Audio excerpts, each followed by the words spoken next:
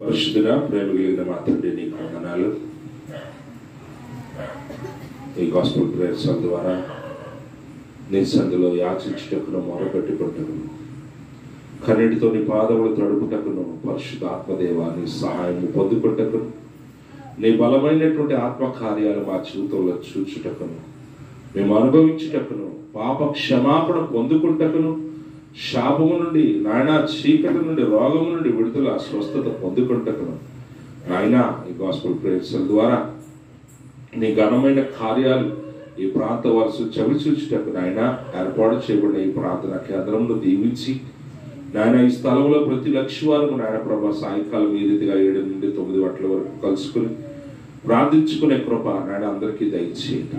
ఆత్మల సంపాదన నాయన, అనేక మంది శిష్యులను నీ కొరకు తీర్చిదిద్దే కేంద్రముగా, అనేక మంది నాయన ప్రభా రక్షింపబడిన కేంద్రముగా, దేవ అనేక మంది కన్నీరు తొడవబడినటువంటి కేంద్రముగా, అనేక మంది రోగాలు నాయన ప్రభా, గాయాలు నాయన ప్రభా కట్టబడినటువంటి కేంద్రముగా నాయన, నీ ప్రజల జీవితాల్లో అద్భుతమైన ఆశ్చర్య కార్యాలు యేసు నామములో జరిగే కేంద్రముగా, ఈ స్థలమందు చేయబడిన ప్రతి ప్రార్థనకు, ప్రతి వ్యక్తికి నేను నాయన ప్రభా దేవాదేవుడు గొప్ప సమాధానము దయచేయునట్లుగా ఆయన గాస్పెల్ ప్రేయర్స్ నాయన మీరు బహుగా దీవించి ఆశీర్వదించమని వేడుకుంటూ తండ్రి, నెమ్మదిగా ప్రారంభించబడినటువంటి ఈ ప్రేయర్స్ అనేక మంది వచ్చి తమ హృదయాలు కుమ్మరించుకొని తమ పాపములను ఒప్పుకొని విడిచిపెట్టుకొని నాయన దైవజనులు సెలవించినట్లుగా నా తండ్రి ప్రభా మారు మనసుతో నాయన ప్రభా నూతన జీవితాన్ని దేవునికి సమర్పించుకొని నీ రాజ్య వారసులుగా తీర్చిదిద్దబట్టకు, నీ రాజ్యంలో పెట్టుబడి పెట్టుకుంటాను నాయన, ప్రతి ఒక్కరిని కూడా ఆయుధపరచమని ప్రార్థన చేస్తూ సమస్త మహిమలు, ఘనతల ప్రభావాలు నీకు ఆరోపిస్తూ యేసు పేట ప్రార్థించి వేడుకుంటాం తండ్రి, ఆమేన్.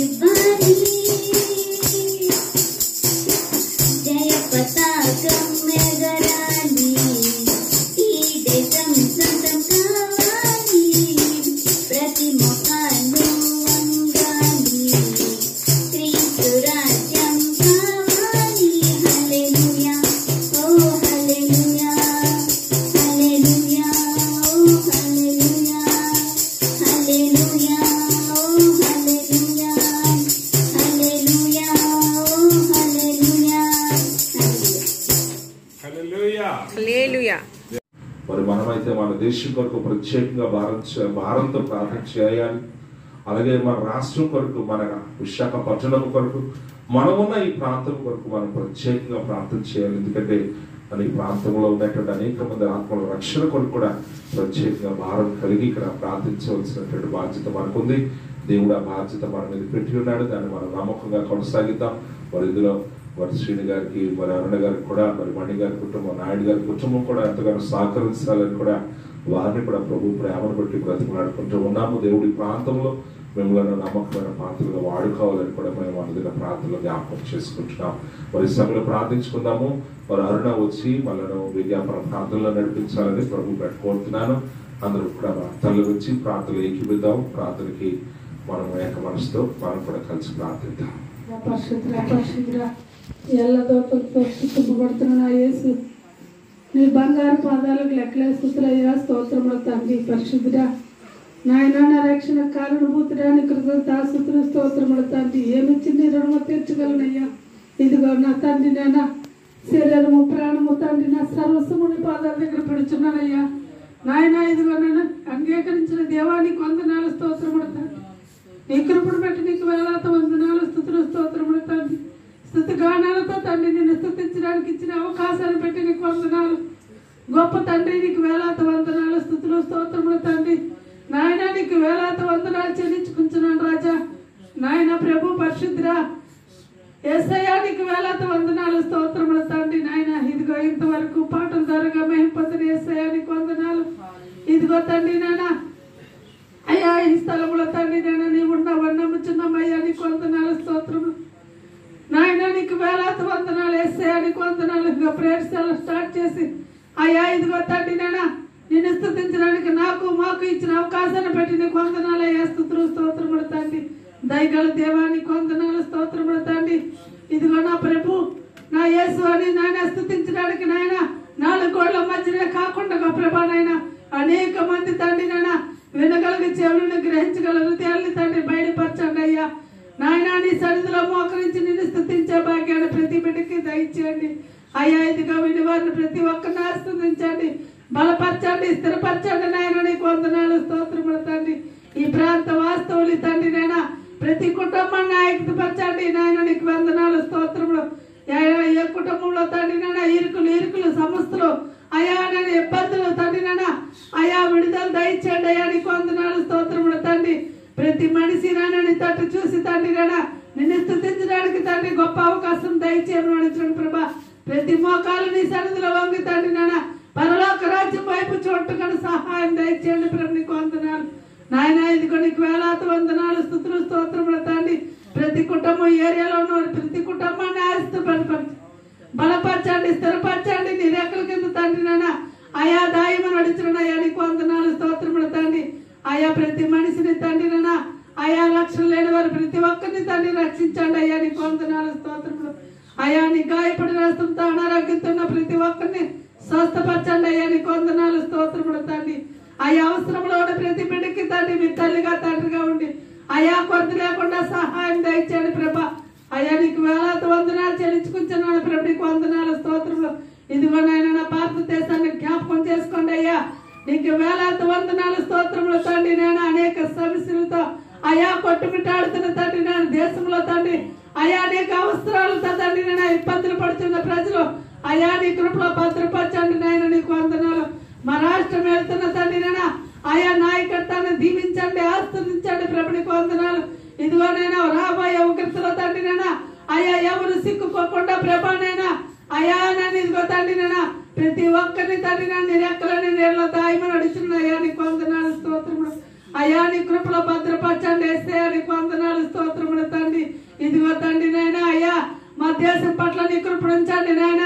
అయా ఇగో యుద్ధ భూకంపాల ప్రభ అయా భయంకరమైన స్థితిలో ఉన్న వారికి తండ్రి నాయన నువ్వు తండ్రి నాయన మేలు చేయండి అయ్యా నీకు వందనాలు. అయ్యా మీరు ఆస్వాదించండి, బలపరచండి, స్థిరపరచండి, మా దేశాన్ని కాపాడండి అయ్యా నీకు వందనాలు స్తోత్రములు తండ్రి. అయ్యా ఇదిగో తండ్రి నాయన అయ్యా నన్ను ఇదిగో తండ్రి ఇంకనో ప్రభా నీకు వందనాలు స్తోత్రములు తండ్రి. మా విశాఖ జిల్లా చుట్టూ నీ కంచి నుంచండి అయ్యా నీ కృపలో భద్రపరచండి అయ్యా నీ కృపలో భద్రపరచండి నాయన. అయ్యా ప్రతి సంఘం పట్ల తండ్రి నేను మీరున్నారని నమ్ముచున్నాం అయ్యా.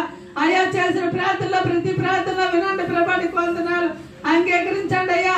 అయ్యా ప్రతి ప్రార్థనలో మీరుండి సహాయం దయచండి, ప్రతి ప్రాంతాన్ని ఆస్వాదించండి ప్రభా. అయ్యా ఇదిగో తండ్రి నాయన విశాఖ జిల్లా చుట్టూ నీ కంచె నుంచండి నాయన నీకు వందనాలు స్తోత్రములు. అయ్యా నీ కృపలో భద్రపరచండి ప్రభా. ఆయా ప్రాంతాల తండ్రి జరుగుతున్న ఆరాధనలన్నీ తండ్రి నాయన మీరు చూస్తున్న వారు తండ్రి నాయన నీ పాల్చండి. అయ్యా తగిన సమాధానం దయచేయండి ప్రభు. నీకు వందనాలు స్తోత్రములు తండ్రి. పాపంతో నిండుతున్న ప్రభా నాయన అయ్యా ఇదిగో తండ్రి నాయన అయా ఆకారంతో ప్రతి తండ్రి నాయన మనిషిని అయా నేను ఇదిగో తండ్రి నాయన మంచి మనసును దయచేయండి ప్రభా. అయా ఇదిగో తండ్రి నాయన ఆయా ప్రాంతాల్లో ప్రభా నాయన ఇదిగో తండ్రి ప్రతి మనిషిని ఏర్పాటు చేయండి ప్రభా. అయ్యా నేను ఇదిగో తండ్రి రాబోయే రాకడలో ప్రభా నాయన ఎత్తబడే గుంపులో అందరూ చేరుకుడుకు సహాయం దయచేయండి ప్రభా. నీ రెక్కలకి స్థిరపరిచి బలపరచండి. ఇదిగో తండ్రి మా జిల్లా చుట్టూ అయ్యా నేను ఇదిగో మా భారతదేశం చుట్టూ నీ కంచె నుంచండి అయ్యా. నీ కృపలో ప్రేమలో బలపరిచి స్థిరపరచండి. ఇగో మా సుచేతనాల చుట్టూ నీ కంచె నుంచండి అయ్యా. నీకు వందనాలు స్తోత్రములు. అయ్యా నీ కృపలో భద్రపరచండి అయ్యా. నీకు వందనాలు స్తోత్రములు తండ్రి.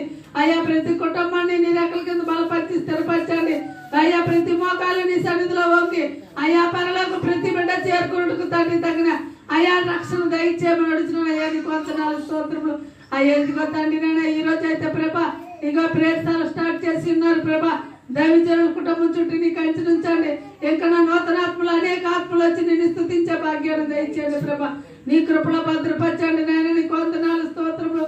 ఇదిగో నా దీని కుటుంబాన్ని జ్ఞాపకం చేసుకోండి అయ్యా. నీ కృపలో భద్రపరచండి నాయన. నీకు వందనాలు స్తోత్రములు తండ్రి.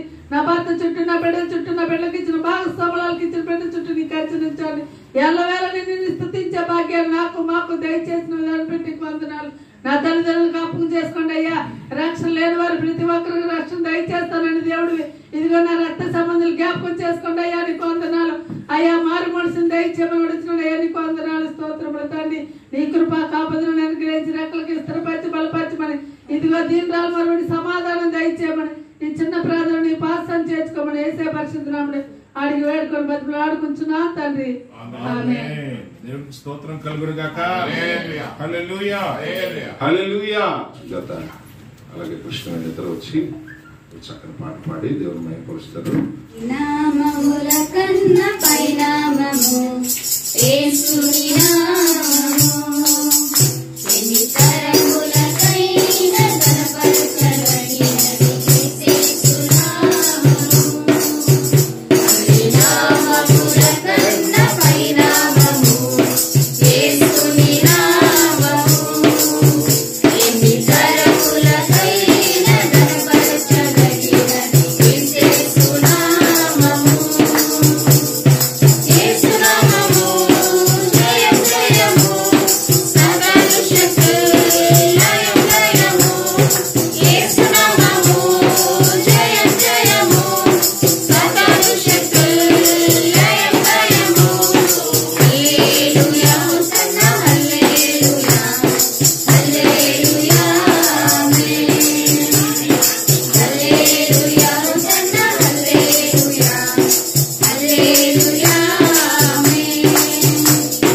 నామముల కన్న పైనామము యేసుని నామము ఎన్ని తరములకైన కనపరచగలిగినది క్రీస్తు నామము. పాపముల నుండి విడిపించును యేసుని నామము. పాపముల నుండి విడిపించును యేసుని నామము. నిత్య నరకాగ్నిలో నుండి రక్షించును యేసుని నామము. నిత్య నరకాగ్నిలో నుండి రక్షించును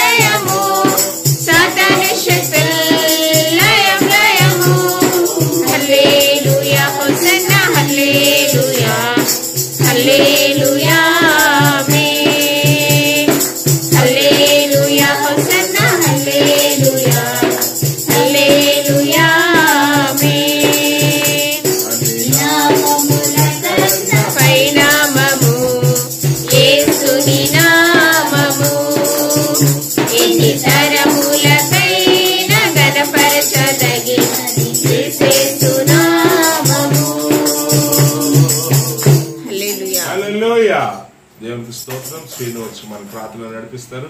తర్వాత మణి సిస్టర్ 14వ అధ్యాయంలో లోకాసువార్త 26 నుంచి 33 తర్వాత ప్రార్థన అయిన తర్వాత ఈ వాక్య భాగం చదువుకుందాం. లోకాసువార్త 14వ అధ్యాయం 26 నుంచి 33 వరకు మణి సిస్టర్ చదువుతారు. ప్రార్థించుకుందాం.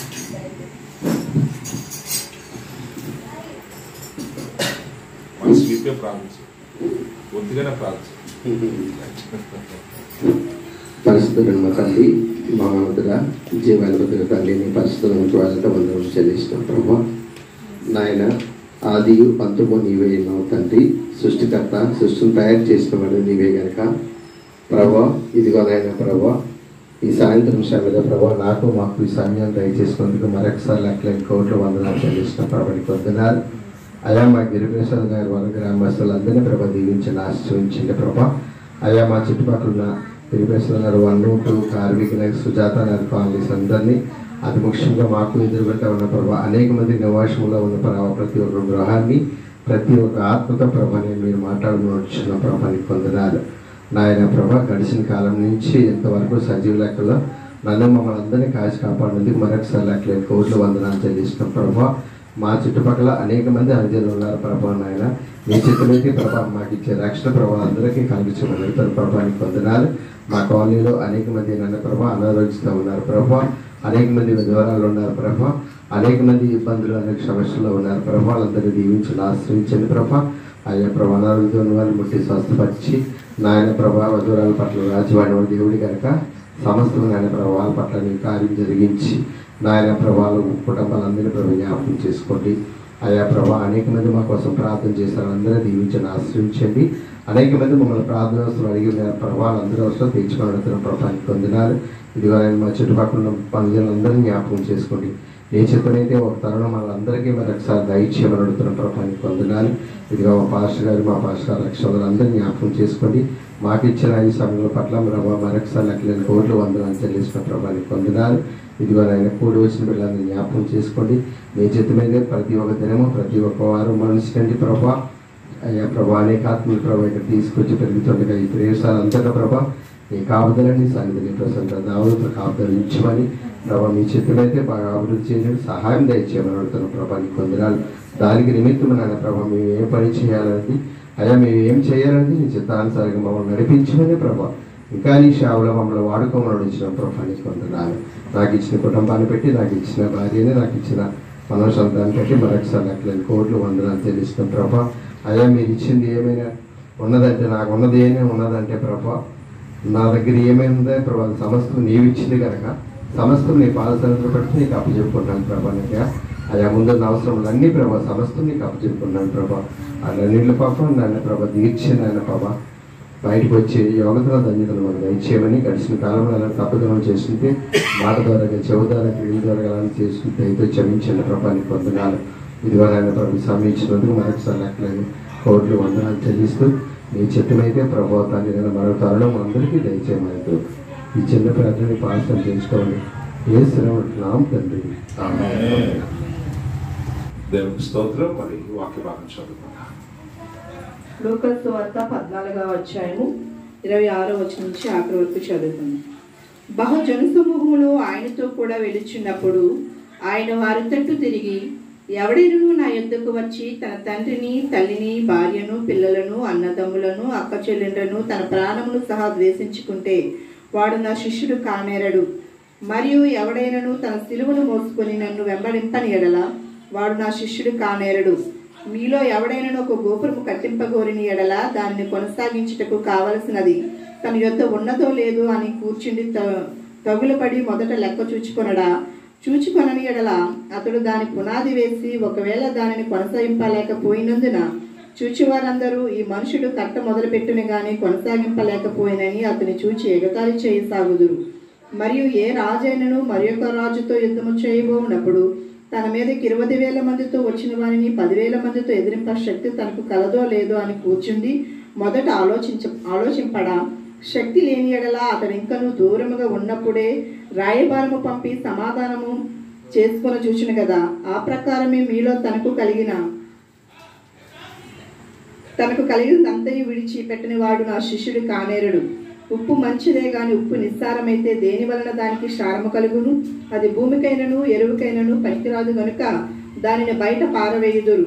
వినుటకు చెవులు గలవాడు వినుడుగా కానీ వారితో చెప్పును. దేవుని పరిశుద్ధ వాక్యం మన వినికుల్లో దింపబడును గాక. ఆమేన్. దేవుని స్తోత్రం. హల్లెలూయా. దేవుడు మనకేమి ఇవ్వగలడు, దేవుడు మనకేమి ఇవ్వగలడు అనే ఒక ప్రశ్న మనం వేసుకుంటే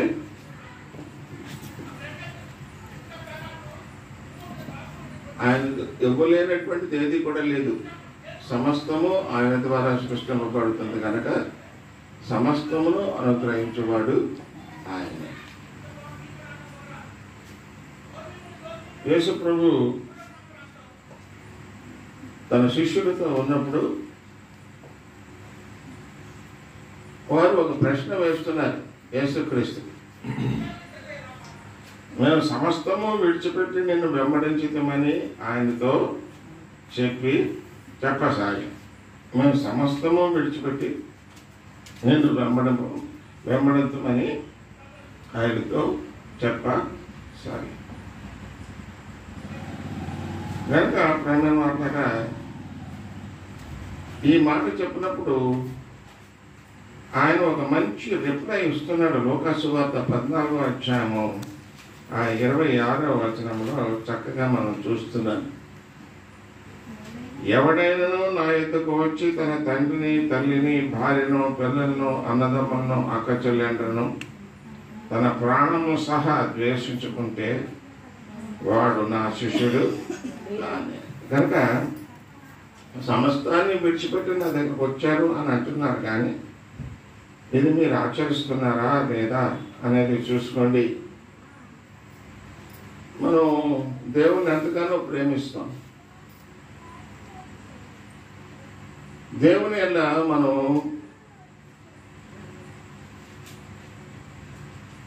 భయం కలిగి ఉంటాం, కానీ భక్తి కలిగి ఉన్నాం.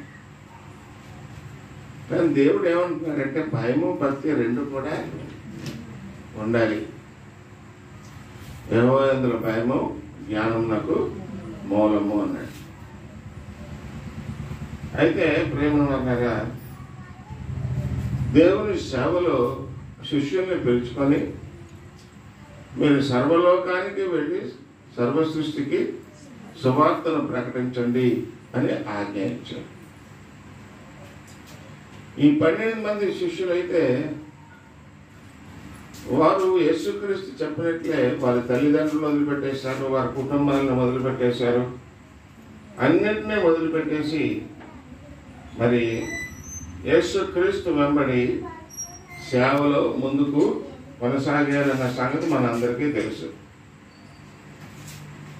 వాళ్ళు ఏమీ ఆశించలేదు, జీతం ఆశించలేదు. యేసుక్రీస్తు దగ్గర నుంచి ఈ లోకంలో ఉన్నది ఏది కూడా ఆశించలేదు వారు.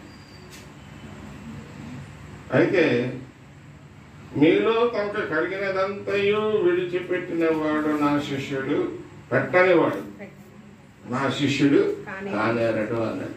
అదే 33వ వచనంలో లూకా 14:33లో చదువుతున్నాం. కనుక దేవుని సేవలో మనం ఉన్నప్పుడు ఈ లోకాశులన్నింటినీ కూడా వదిలిపెట్టాలి. ఈ లోకాశుల్లో ఉన్నవేంటి? శరీరాశ, నేత్రాశ, జీవకుటామం. ఈ మూడింటిని వదిలిపెట్టాలి. అయితే లోకంలో ఉన్నాయన్నీ వదిలిపెట్టేయండి అని చెప్పేసి ఆయన ఊరినే సృష్టించాడా? కాదు. సృష్టించిన ప్రతిదీ మన కొరకే సృష్టించాడు. కనుక ఆ సృష్టిని ఎంతకాలం మనం అనుభవిస్తామని అంటే మనం పుట్టింది మొదలు మరణం వరకే. తర్వాత ఇది ఏమైపోతుందో మనకి తెలియదు. కనుక బ్రతికుంటుండగానే సమస్తాన్ని కూడా త్యాగం చేసుకొని ఇది నాది కాదు అనుకుంటూ దేవుణ్ణి వెంబడించాలి. అందుకే యేసుక్రీస్తు అన్నాడు, నా సిలువను ఎత్తుకుని నన్ను వెంబడించండి అంటాడు. సిలువ అనగా అది కష్టాలకు, నష్టాలకు, వ్యాధులకు, బాధలకు అన్నిటికీ తార్కాణం. క్రైస్తవుడు అనేటటువంటి వాడు ఆ స్థితికి ఎదగాలి. దేవుడే నా సర్వస్వం, దేవుడు తప్ప నాకు ఇంకెవరు లేరు అనుకున్నటువంటి వారు తప్పక దేవుని యొక్క మహిమలోకి ప్రవేశిస్తారు. ప్రేమైనటువంటి వాళ్ళరా, నిజమైనటువంటి యేసుక్రీస్తు శిష్యుడిగా మనం ఉండాలి అని అనుకుంటే మన స్వార్థాన్ని, మన సమస్తాన్ని కూడా త్యాగం చేయాలి. యేసుక్రీస్తు శిష్యుడిగా ఉండడానికి ఏ రిజర్వేషన్ ఉండకూడదు. ఒక ఇస్కరియోతు యూదా ఉన్నాడు అనుకోండి, అతనికి ఒక తలంపుతో యేసుక్రీస్తుని వెంబడించాడు. ఏమిటి?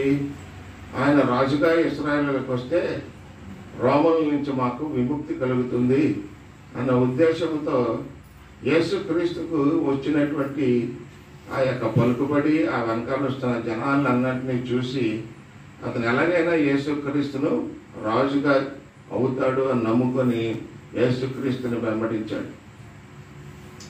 కానీ అది కాదు అని యేసుక్రీస్తు ఎప్పుడైతే చెప్పాడో యేసుక్రీస్తుని ద్వేషించాడు.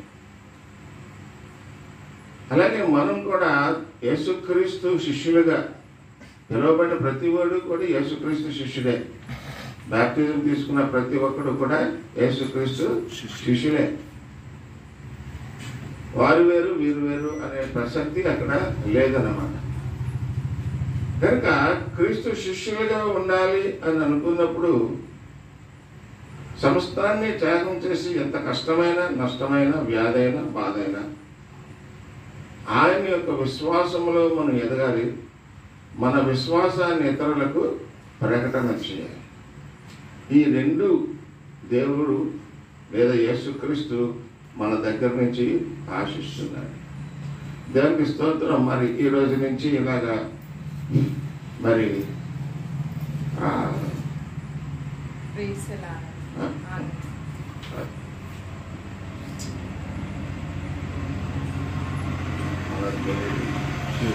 శ్రీను అరుణ గృహం మీద మనం ఈ రకంగా ప్రార్థన చేసుకోవడానికి దేవుడు ఒక పిలుపునిచ్చాడు. ఇది ఎప్పటి నుంచో అనుకుంటున్నాం కానీ సాధ్యపడలేదు. ఎందుకు సాధ్యపడలేదంటే దానికి కారణం చెప్పలేము. ఎందుకంటే ఒక రమారమి 8 సంవత్సరాల క్రితమే ఇక్కడ మనం ఒక సెల్ ఓపెన్ చేసాం. మరి బాగానే అభివృద్ధి చెందింది. ఒకరు వచ్చారు, బాగానే అభివృద్ధి చెందింది. 15 సంవత్సరాలు. మరి అది మూతపడిన తర్వాత చాలా కాలము ఇక్కడ మళ్ళా ప్రారంభించాలి అనుకున్నాను. ఇంకా ఇతర ప్రాంతాల్లో కూడా ఈ సేవ చేస్తూ వాటన్నిటిని డెవలప్ చేసుకొని రావడంలో దీన్ని నెగ్లెక్ట్ చేశాం. అయితే రీసెంట్గా మళ్ళా దేవుని యొక్క స్పందన లేదంటే పిలుపు మళ్ళా వచ్చింది. ఇక్కడ చేయాలి. శ్రీను కూడా చాలాసార్లు చెప్పాడు, ఇక్కడ పెట్టండి సార్ అని. సరే ఒకసారి శ్రీనుతో మాట్లాడదాం అనుకునేటప్పటికీ శ్రీను వారిన ఇరువురు కూడా సమ్మతించి మరి ఇక్కడ ఇది జరగడానికి వారు ఇనిషియేట్ చేశారు. సమయాన్ని త్యాగం చేస్తాం, డబ్బుని త్యాగం చేస్తాం, మన శక్తిని త్యాగం చేస్తాం, సంస్థాన్ని కూడా యేసుక్రీస్తు నామమున త్యాగం చేసి ఆయన సేవలో ముందు కొనసాగడం అనేటువంటి దానికి ఒక మాట అంటాడు, పనివాడు జీతానికి అర్హుడు. మనం చేసే ప్రతి ప్రక్రియకు కూడా దేవుడు మనకి బహుమానం ఇచ్చే దేవుడే కానీ రుణం ఉంచుకునేటటువంటి దేవుడు కానే కాదు. కనుక మనం నిజమైన దేవుని క్రీస్తు శిష్యులుగా మనం వర్ధిల్లాలి అని ఆయన కోరుకుంటున్నాడు. అయితే అలా కోరుకున్న మనం సేవ చేస్తూ ఉంటే మనకి ఫలాలను ఇస్తాడు, బహుమానం ఇస్తాడు యేసుక్రీస్తు. యోహాను 15:8 చదవండి. యోహాను 15:8. మీరు బహుగా ఫలించుట వలన నా తండ్రి మహిమపరచబడు నా తండ్రి మహిమపరచబడను. ఇందువలనే మీరు నా శిష్యులగుదురు. మీరు బహుగా ఫలించుట వలన నా తండ్రి మహిమపరచబడును. అంటే ఏంటి? ఒక జీవితం ఉందనంటే ఆ జీవితం ఎప్పుడు కూడా అభివృద్ధిలోకి వెళ్ళాలి, తిరోగమనానికి పోకూడదు. దేవుడు ఇచ్చినటువంటి ప్రతి ఈవిని లేదంటే ఆశీర్వాదాన్ని మనం వినియోగించుకుంటూ మన జీవన గమనాన్ని కూడా పెంచుకుంటూ పోవాలి. మన జీవన గమనాన్ని మనం పెంచుకుంటూ పోకపోతే అది కూడా ఒక రకమైనటువంటి శాపమే. కనుక దేవుడు ఇచ్చిన దాంట్లోనే అభివృద్ధిని మనం చూపించాలి. అందుకే యేసుక్రీస్తు ఈ ధన్యతల గురించి ధన్యత కాదు, ఆయన తన శిష్యుడికి ఒక ఉపమానం చెప్పాడు. ఏం చెప్పాడు? ఒక యజమాని దేశాంతరం వెళ్ళేటట్టు తన దగ్గర ఉన్నటువంటి 3 శిష్యుల్ని పిలిచి ఒకడికి 5 తలాంతులు ఇచ్చాడు, ఒకడికి 2 తలాంతులు ఇచ్చాడు, ఒకడికి 1 తలాంతు ఇచ్చాడు. ఇచ్చేసి వెళ్ళిపోయాడు. 3 శిష్యులే. అయితే అందులో 5 తలాంతులు ఇచ్చిన వాడు ఏం చేశాడనంటే వాడి మీద 5 తలాంతులకి వ్యాపారంలో పెట్టాడు, ఇంకొక 5 తలాంతులు సంపాదించాడు.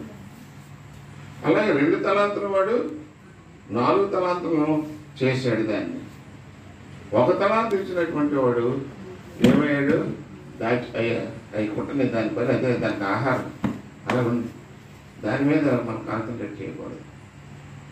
కనుక మళ్ళా తిరిగి యజమాని తిరిగి వచ్చినప్పుడు 5 తలాంతులు అని అడుగుతున్నాడు. ఏం చేసేవారు అంటే, ఇదిగోండి నేను దాన్ని 10 ఇంకొక 5 కలిపి 10 చేశాను అన్నాడు. 2 తలాంతులు నేను 4 చేశాను అన్నాడు. ఒకటేమన్నాడు? అయ్యా నువ్వు విత్తుల దగ్గర పోయివాడు. మరి ఒక రకంగా ఏమన్నాడంటే, నువ్వు ఒక మూర్ఖుడు. శిష్యుడు ఏమంటున్నాడు? యజమాని నువ్వు ఒక మూర్ఖుడు లాంటి వాడు. కనుక నేను దాన్ని తీసుకెళ్ళి దాచిపెట్టాను అన్న. 5 తలాంతులు ఇచ్చిన వాడిని ఆశీర్వదించాడు దేవుడు. నువ్వు ఇచ్చిన దాంట్లో నువ్వు నమ్మకమైన దాసుడుగా ఉన్నావు కనుక నువ్వు అనేక మాటల మీద యజమాని అవుతావు అన్నాడు. 2 తలాంతులు 4 తలాంతులు చేసినటువంటి వాడిని కూడా ఆశీర్వదించి వాడిని కూడా నమ్మకమైన దాసుడా, మీకు కూడా అధికమైనటువంటి ఆశీర్వాదాలు వస్తాయి. కానీ దాచిపెట్టుకున్నటువంటి వాడిని ఏం చేశాడు? ఒకటే మాట అన్నాడు. ఏం మాట అన్నాడు చూడండి అమ్మే, చాలా చక్కటి మాట. అది మామూలు ఏదో రకంగా చెప్పేస్తే కాదు, వాక్యంలో ఎలాగుందో అది చూసి చెప్పాలి. చాలా చక్కగా వాక్యం చేశాడు.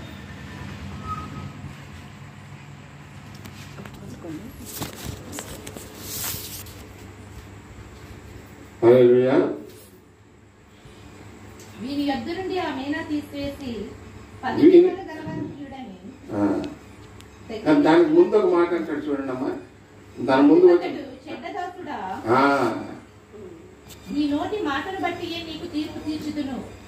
చూసారా? చెడ్డదాసుడా అని వాడిని అంటూ, నీ నోటి మాటలను బట్టే నీకు తీర్పు రా బాబు. నేను పెట్టిన దాన్ని ఎత్తువాడను, నేను పెట్టిన దాన్ని ఎత్తువాడు, విత్తన దాన్ని కొయ్యువాడినై ఉన్నానని నీకు తెలిసి ఉంటుండగా నీవెందుకు ఆ సొమ్ము సాహుకారులు ఉంచలేదు? అట్లు చేసిన ఎడల నేను వచ్చి వడ్డీతో సహా తీసుకుందాను కదా. ఆ తలాంతులు అవి ఫలాలను ఇవ్వాలి, అభివృద్ధి చెందాలి. లేకపోతే ఏం చేస్తున్నాడంటే, చెడ్డదాసుడా అని చెప్పి ఉన్నది కూడా తీసేసి ఉన్నవాడికే ఇచ్చేస్తున్నాడు. వాడిని తీసుకెళ్ళి బందీకారంలో తోసేస్తున్నాడు. కనుక ప్రియమైనటువంటి వాళ్ళరా, దేవుడిచ్చినటువంటి ప్రతి ఆశీర్వాదం అది దినదినము అభివృద్ధి చెందాలి. అభివృద్ధి లేకపోతే అదెందుకు పనికిరాదు. అభివృద్ధి ఎప్పుడు వస్తుంది? పని చేసినప్పుడే వస్తుంది. పనికి మాలిన పనులు చేస్తారా?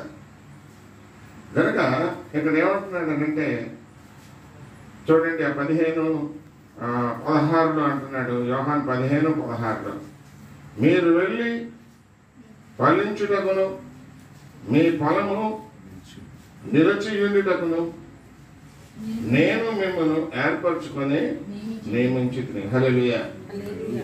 కనుక యేసుక్రీస్తు ఆయన ఫలాన్ని ఆశిస్తున్నాడు, అభివృద్ధిని ఆశిస్తున్నాడు. శిష్యులను మరి మాట్లాడుతూ ఎవడైనాను నా వెంబడికి రాగోరని ఎడల తను తాను ఉపేక్షించుకొని తన శిలువను ఎత్తుకొని నన్ను వెంబడించవలను అన్నాడు. కనుక అభివృద్ధి చెందాలి అని అంటే కష్టము సహించాలి, నష్టాన్ని సహించాలి. ఇచ్చినటువంటి పనిని సక్రమంగా చేయాలి. అందుకే అంటున్నాడు, మీరు బహుగా ఫలించడం వలన నా తండ్రి మహిమపరచబడును. కనుక నేను ఎంతవరకు నా జీవితంలో నేను ఫలిస్తున్నాను? పెట్టని గుడ్డి మీద ఉండి పిల్లల్ని చేస్తున్నానా? నేను గుడ్డులు పెట్టి దాన్ని పిల్లల్ని చేస్తున్నానా? ఈ రెండింటికి తేడా ఉందా? పెట్టని గుడ్డు, పెట్టిన గుడ్డు. కనుక ఫలించడం అనేటటువంటిది వ్యక్తిగతంగా ఫలించాలి తప్ప దేవునిలో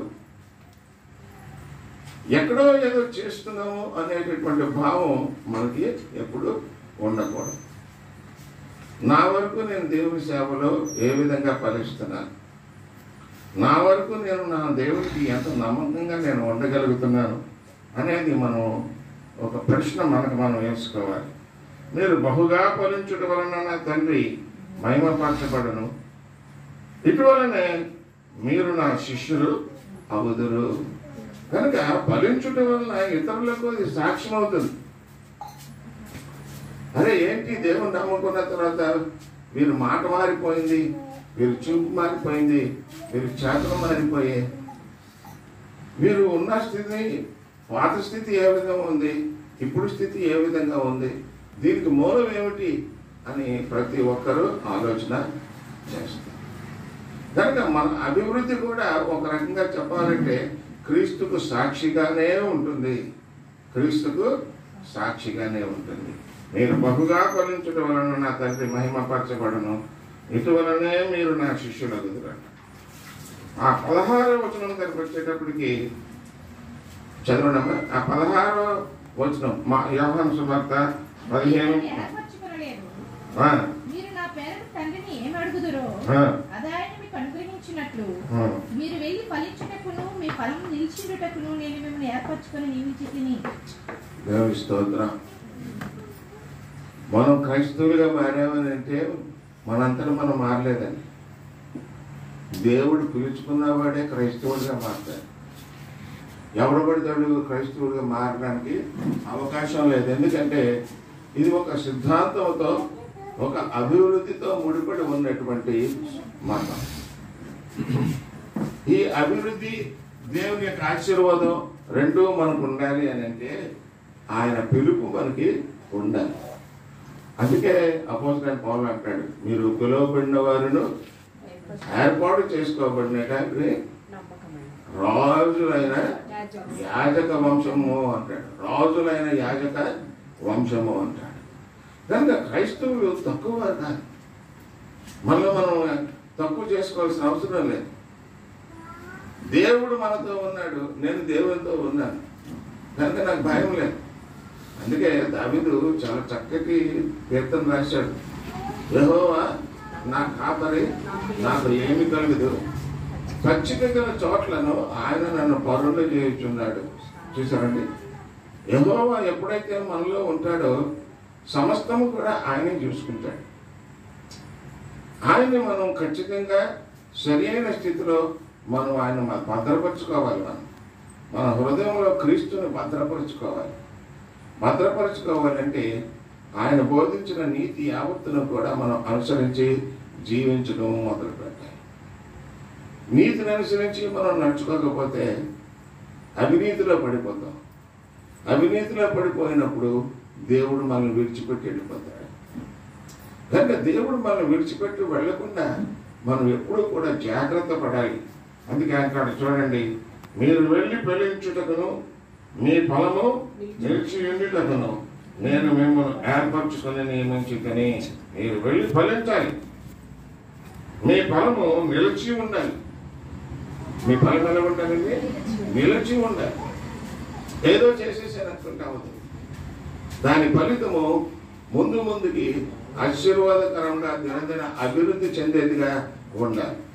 కనుక అట్టి రీతిగా మన క్రైస్తవ జీవితాన్ని మనం ఎప్పుడూ కూడా దేవునిలో అధికంగా ఫలించు ద్రాక్షావల్లిగా, అందుకే అక్కడ ద్రాక్షావల్లిని నేను తీగలు మీరు అని ఎందుకన్నాడంటే, ద్రాక్షావల్లి ఫలాలను ఇవ్వదు, తీగలే ఫలాలను ఇస్తాయి. ఆ తీగలకి వేలాడే ఆ ద్రాక్ష పండ్లను చూస్తే అందరికీ ముచ్చటేస్తాయి. ఎందుకంటే అంత విస్తారంగా ఈ కాపు కాస్తాయి. ఆ రకంగా మనము విస్తారంగా కాపు కాచేటటువంటి వారంగా ఉండాలని మనం ప్రయాసపడాలి. అందుకే సమస్తాన్ని కూడా విడిచిపెట్టమన్నాడు. ఎందుకు విడిచిపెట్టమన్నాడు? ఆ నిమిత్తము కుటుంబాన్ని మొత్తంగా విడిచిపెట్టండి అంటే, నా ఎదుగు వచ్చి తన తండ్రిని, తల్లిని, భార్యను, పిల్లలను, అన్నదమ్ములను, అక్క చెల్లెండ్లను, తన ప్రాణమును సహా ద్వేషించుట కంటే వాడు నా శిష్యుడు. అంటే తండ్రిని, తల్లిని అందరినీ వదిలిపెట్టామన్నా? అలా కాదే. ఆయన శిలువ మరణం పొందుతూ యోహాను పిలిచి, ఇదిగో తల్లి అని అప్పచెప్తాడు. అంటే తల్లిదండ్రులు ఎలా బాధ్యత కలిగిన వాడే.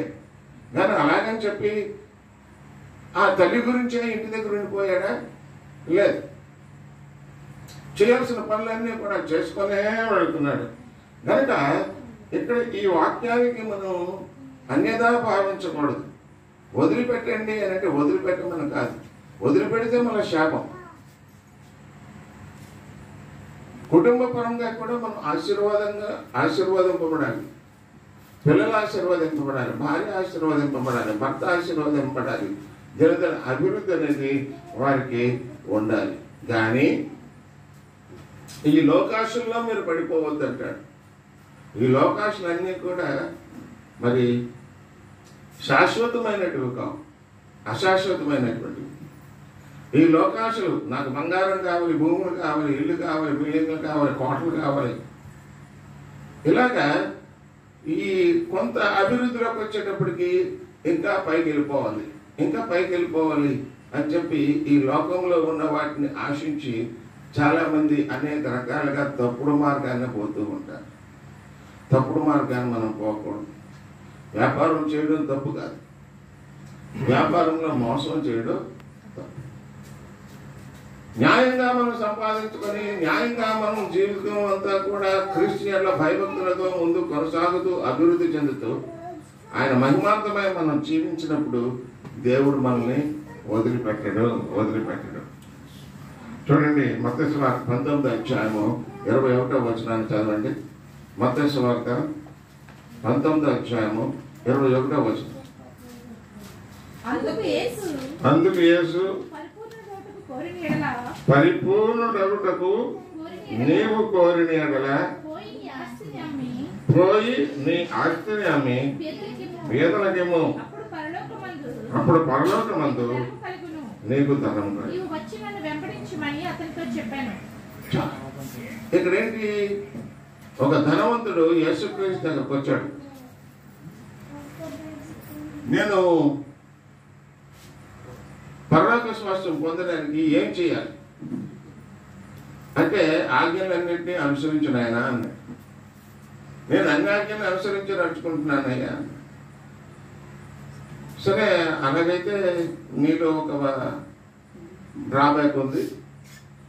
నీకున్న ఆస్తి మీద నువ్వు ఎక్కువ ఆశ పెంచుకున్నావు. ఆస్తి అభివృద్ధి కొరకు నువ్వు ఎక్కువ ప్రయాసపడుతున్నావు. ఆస్తి కొరకు ఎక్కువగా ప్రయాసపడడం తప్ప అంటే ప్రయాసపడాలి, కానీ దాని కొరకే మనం జీవించకూడదు.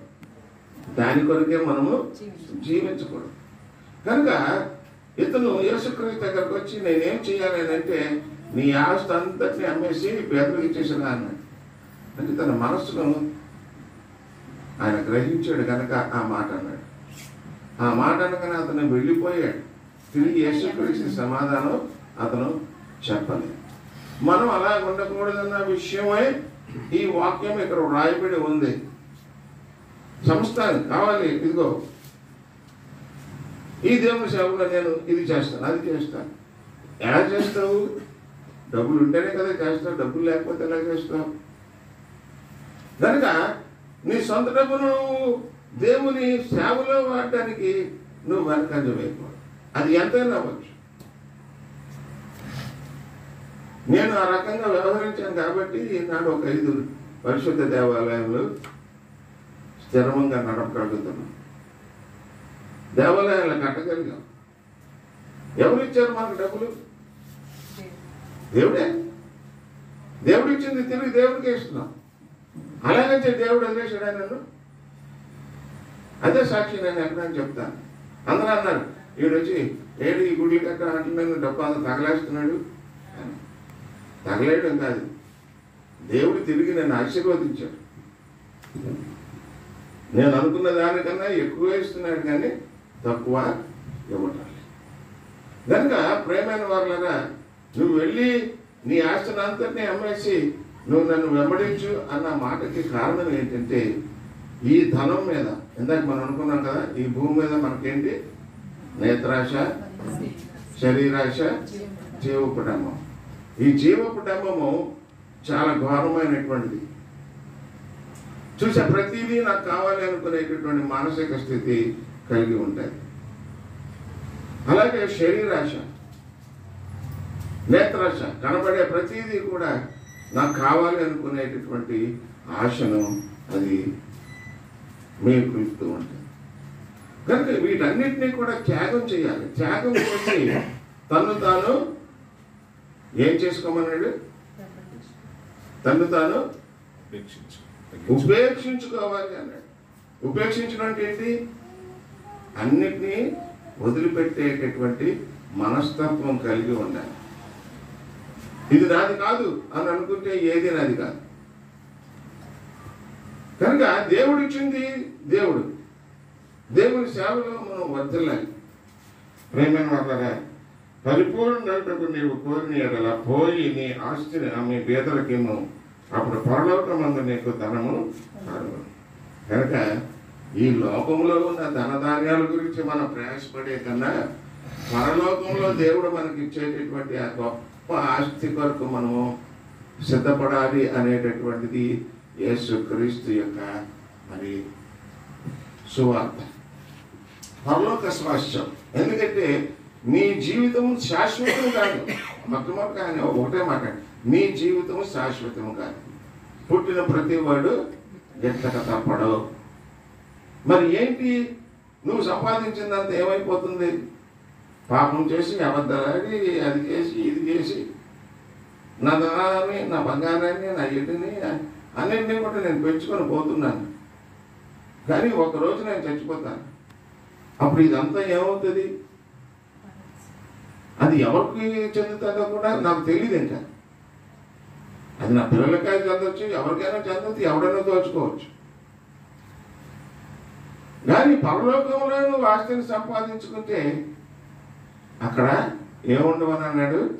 చిమ్మెట్లైనను, ఇంకెవరమ్మా దొంగలైనను, వీరెవరు ఉండరు.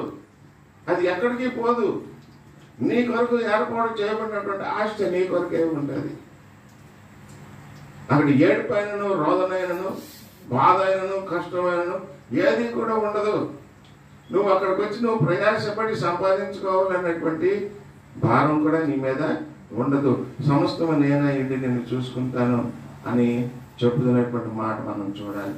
కనుక ఆఖరిగా ఒక మాట అంటాడు, నీ క్రియలు నీ వెంట వస్తాయి. నీ క్రియలు మంచివైతే నువ్వు మంచిని అనుభవిస్తావు, చెడ్డవైతే చెడునే నువ్వు అనుభవిస్తావు. నువ్వు నా శిష్యుడిగా ఉండాలి అని అంటే ఈ లోకంలో ఉన్న సమస్తాన్ని కూడా పరిత్యాగం చేయాలి. అందుకే నా శిలువను నువ్వు ఎత్తుకొని నన్ను వెంబడించాలి అని యేసుక్రీస్తు అక్కడ చెబుతూ ఉంటాడు. లోకాసు వార్త 12వ అధ్యాయము 33వ వచనం చూడండి.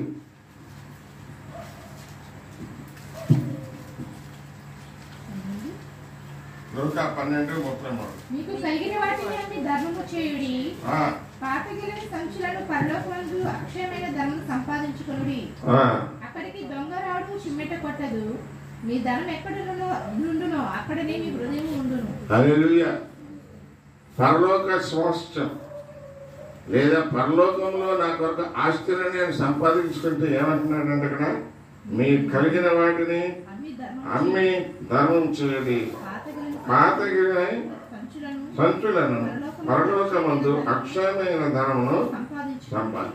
ఇక్కడున్న వాటి అన్ని ఇచ్చేయండి అని అంటే ఇచ్చేయమని కాదు దాని యొక్క ఉద్దేశం. దాని మీద నువ్వు ఆశ పెంచుకొని పాపం చేయవద్దు. దాని ఉద్దేశం ఏంటి? దాని మీద ఆశ పెంచుకొని నువ్వు పాపం చేయవద్దు. పాపం చేయ, ఎందుకంటే కష్టపడి సంపాదించుకోకపోతే ఆయన ఆదిలోనే అన్నాడు, నువ్వు కష్టించి ఫలించి అభివృద్ధి చెందాలి అన్నాడు. మరి నువ్వు కష్టం చేయకుండా ఆ కష్టాన్ని తగ్గ సంపాదన సంపాదించుకోకుండా నేను ఎలా ఎదుగుతాను? ఎదగను కదా. కనుక యేసుక్రీస్తు చెప్పినటువంటి ఈ మాటను మనం తప్పుడుగా అర్థం చేసుకోకూడదు. ఉన్నదానిలో నువ్వు అనవసరంగా నీ ప్రాణాన్ని అందులో పెట్టే కన్నా నీ పని నువ్వు చేసుకుంటూ నువ్వు దేవునికి అంకితమై దైవ సేవలో నిమగ్నమై నువ్వు ముందు కొనసాగితే ఆయన అంటున్నాడు, ఇదిగో అక్షయమైన ధనమును సంపాదించు, అక్కడికి దొంగరాడు చిమ్మెట. కనుక ప్రేమ వాళ్ళగా నష్టాన్ని మనం లాభంగా చేసుకోవాలి. నష్టాన్ని మనము అంటే ఇక్కడ నష్టపోయినా ఈ లోకంలో పరలోక రాజ్యంలో మనము లాభాన్ని సంపాదించుకుంటాం. ఆ పరలోక స్వాస్థ్యం సంపాదించుకోవడం సామాన్యమైనటువంటి పని కాదు. అది ఇరుకు మార్గం. దాన్ని ఏమన్నాడు? ఇరుకు మార్గం. చాలా జాగ్రత్తగా నడుచుకొని వెళ్ళాలి, లేకపోతే ఎక్కడో దగ్గర ఇరుక్కుపోతాం. కనుక పరలోక రాజ్యాన్ని నువ్వు సంపాదించుకోవాలంటే నీవు నా శిష్యుడవు, నా వెంబడి రా, సర్వలోకానికి వెళ్ళు, సర్వలోకానికి సువార్తను ప్రకటించు. నువ్వు రక్షింపబడాలి, ఇతరులు కూడా రక్షణలోకి రావాలి. ఏ ఒక్కరూ నశించిపోవట ఆయన ఉద్దేశం కాదు. కనుకనే యేసుక్రీస్తు ఆ పరలోక స్వాస్థ్యము విడుచుట ఏమన్నాడండి అపోస్తలుడైన పౌలు? పరలోక స్వాస్థ్యము విడుచుట విడిచిపెట్టకూడని భాగ్యమని ఎంచి దాన్ని విడిచిపెట్టి ఈ లోకంలోకి సర్వలోక పాపమును మోసుకునే గొర్రె పిల్లగా అవతరించి తన ప్రాణాన్ని త్యాగం చేశాడు. చూసారా?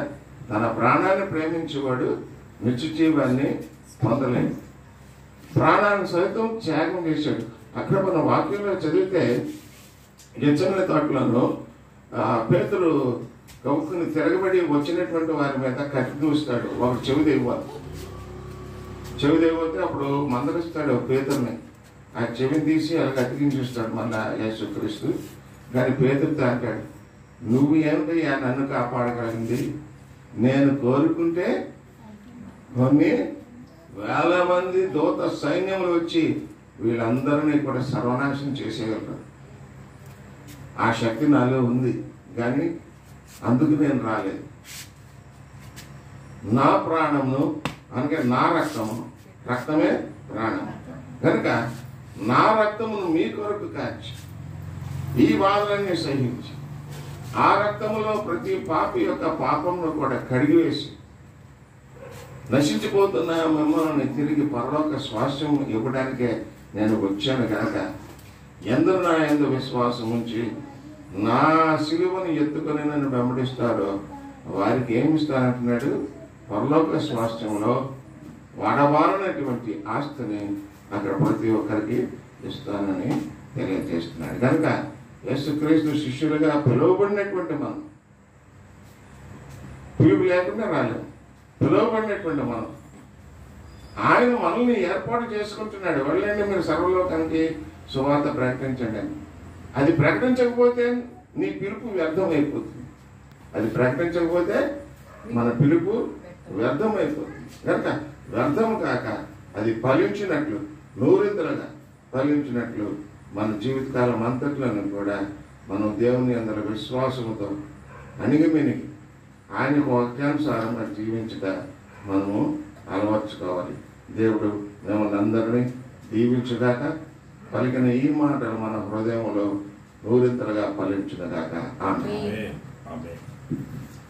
దేవునికి స్తోత్రం కలుగును గాక. హల్లెలూయా. మరి సమయంలో దేవుడు ఇచ్చిన వాక్యము మన హృదయాల్లో భద్రపరచుకుందాము. జున్ను వచ్చి ప్రార్థన చేస్తాడు. ప్రార్థన చేసిన తర్వాత మరి ముగింపు ప్రార్థన ఆశీర్వాదంతో ముగించుకుందాం. స్తోత్రం మమ్మల్ని ఈ టైం వేసే తీసుకొచ్చేసి వాళ్ళ వాక్యంలో అందరికీ అనుగ్రహించినందుకు మీకే ఉండాలి వేసే చెప్పుకోవాలి. వాక్యం బట్టి మేము జీవించండి, వాక్యం అనుభవించండి వేసే మీ చిత్రం ప్రకారం మేము నడుచుకున్న వాక్యం అనుభవించండి వేసా. ఎందుకంటే శాపం నుంచి ప్రతీకించేస్తే మీరు విడుదల అనుభవించి మీ బుద్ధి మీ జ్ఞానం మీ బలంతో మమ్మల్ని నడిపించి మేము ఇంకా వేసే మేము సాధించే వాక్యాన్ని గురించండి. అనేక మంది ఆత్మను రక్షించిన వాక్యాన్ని గురించండి. వేసే నుంచి ప్రయాసాలు చేసి అప్పుడు వచ్చిన వాక్యాన్ని గురించండి. అనేక మంది వచ్చిన ఆలోచించే వాక్యాన్ని ఇస్తాము అనుగ్రహించండి. మీ అందరికీ కెలుతున్న పాట గురించండి. ప్రతి ఒక్క నుంచి ఆశ్రయించండి. ప్రతి ఒక్క ఇబ్బంది నుంచి మీరు సమస్యను అనుగ్రహించండి. జాలి నుంచి మీరు బలపరచండి. మరి మిమ్మల్ని ఆరాధించే మార్గం ప్రతి ఒక్కరికి అనుగ్రహించండి.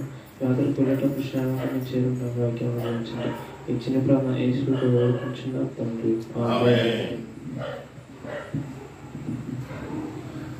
పరిశుద్ధుడా ప్రేమ కలిగిన మా తండ్రి నీకు వందనాలు.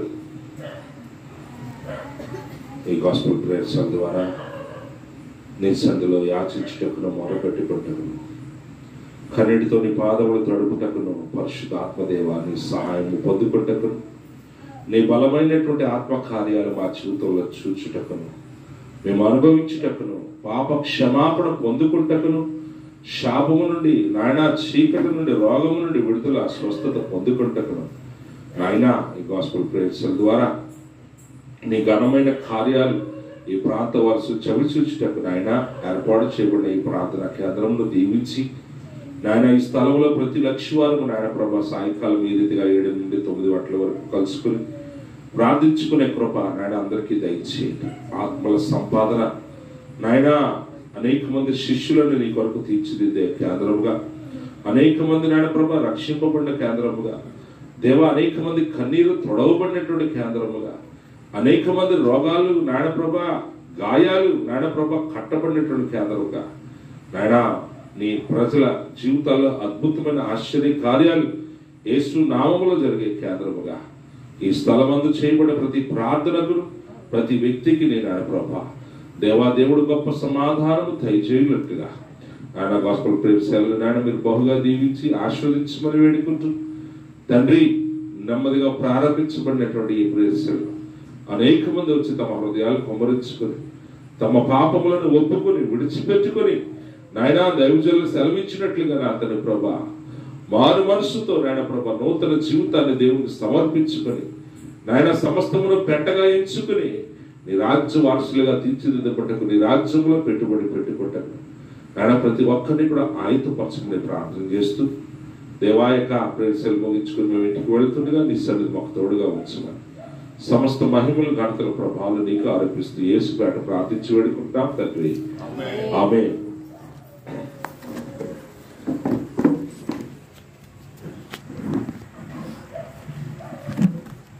పరలోకమందున మా తండ్రి నీ నామం పరిశుద్ధపరచబడుగాక, నీ రాజ్యం వచ్చునుగాక, నీ చిత్తం పరలోకమందు నెరవేర్చినట్టు భూమి యందు నెరవేరుగాక.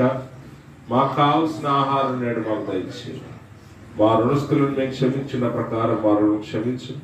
మమ్మ శోధనలకు తేకుండా కీడు తప్పించు. ఎందుకంటే రాజ్యము బలము మహిమ నిరంతరము నీవున్నావు తండ్రి. ఆమేన్.